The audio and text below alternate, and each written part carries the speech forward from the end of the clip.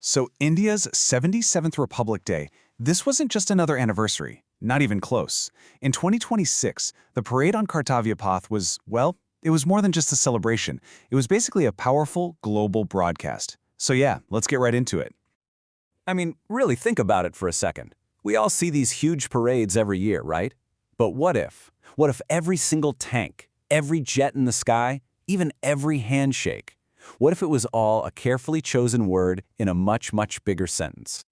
Well, that's exactly what this was. This wasn't just one message. No, this was India making three distinct, incredibly bold statements about its new place in the world. And we're going to break down every single one. All right, so the first big statement.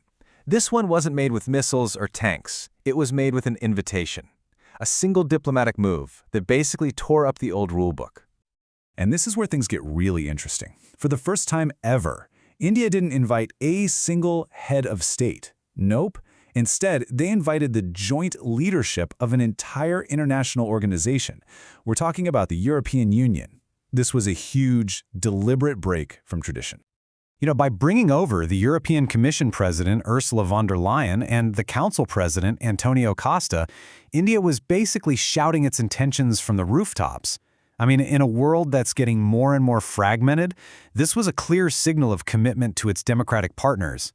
It was all about building a stable counterweight and, of course, pushing for a massive free trade agreement that's about way more than just money. We're talking deep strategic alignment here. And this quote from President von der Leyen, it just perfectly captures how high the stakes were.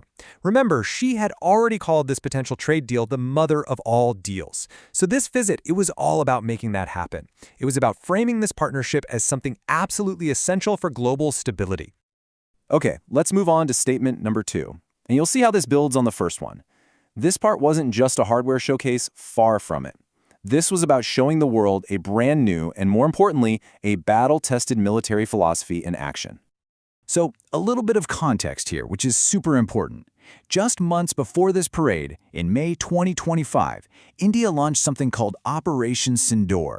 And look, this wasn't a practice run. This was a real, full-on, coordinated operation between the Army, Navy, and Air Force to take out terror infrastructure. And it worked. And the success of that operation proved that a new core military doctrine was the real deal: victory through jointness. So what did they do? They designed the entire 2026 parade to be the big public reveal, the proof of concept for this very idea. And the parade itself? It was just a masterclass in showing this off. You had a special float dedicated to Operation Sindoor. You had a unique flypast called the Sindoor Formation. And, get this, for the first time ever, the Army didn't march in those perfect ceremonial columns. They marched in a battle array. This wasn't for show. It was about demonstrating that they are integrated and ready to go. It was literally the doctrine brought to life.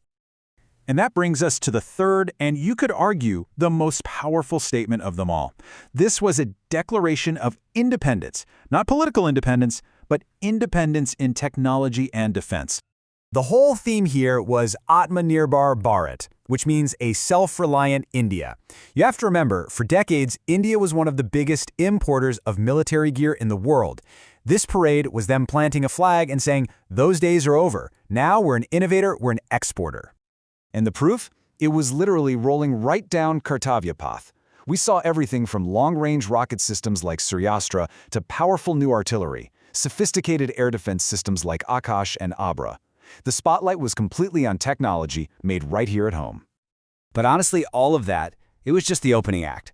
The grand finale for this third statement was still to come, because if you really want to declare your technological independence, you have to show up with something that completely changes the game. I'm talking about a capability that only a tiny handful of countries on the entire planet possess. Yep, we're talking about hypersonic technology. Now, unlike a regular old ballistic missile that flies in a predictable arc, a hypersonic glide vehicle is something else entirely. It's ridiculously fast and it can maneuver, meaning it can dodge and weave past defenses at just incredible speeds. It's almost impossible to stop. And in 2026, right there at the parade, India pulled back the curtain on its very own, the Long-Range Anti-Ship Hypersonic Missile, or the LR Asham. Let this sink in. At its peak, this thing travels at Mach 10. That's 10 times the speed of sound. This isn't just an upgrade on an old missile. It's a complete generational leap in military power.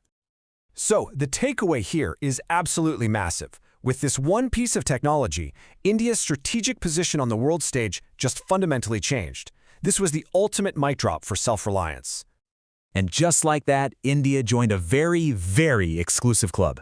Having operational hypersonic tech puts you in the absolute top tier of military powers on the planet, period. So, when you step back and look at the whole picture, you take the diplomatic moves, the new military doctrine, the incredible tech breakthroughs, it all snaps together. You can see a single, very clear strategy. So, that was it. India's three-part message in 2026. First, a new strategic partnership with the West. Second, that partnership is backed by a military that has proven it can fight and win as a single, unified force. And third, that military is powered by a homegrown defense industry that can build honest-to-goodness, game-changing technology. You see how each piece supports the others? It's a complete picture. So yeah, the 2026 Republic Day Parade was so much more than a spectacle. It was a crystal clear statement of intent. It showed a nation that isn't just a player on the world stage anymore, but one that's actively writing the script. And that leaves us with one final and really critical question to think about.